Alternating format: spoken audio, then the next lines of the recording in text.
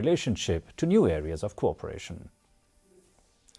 Chief Minister Conrad Sangma laid the foundation for the construction of Umsning-Jagi Road at a function held at Mauhati, Ribhoi today. The Chief Minister described it as being a strategic road that has unfortunately not featured in the minds of governments for the past 40 years. Sangma stated that the road will now be upgraded under the Meghalaya Integrated Transport Project funded by the World Bank at a cost of 83.38 crores. Meghalaya Integrated Transport Project is a $120 million World Bank funded project which aims to improve and maintain 300 kilometers of state highways, major district roads and urban roads.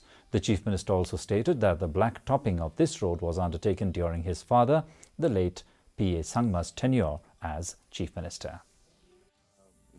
Kind of neglected for a very long time, but under the MITP World Bank funding, we have sanctioned 83 crores approximately for this road, which is about 40 kilometers approximately.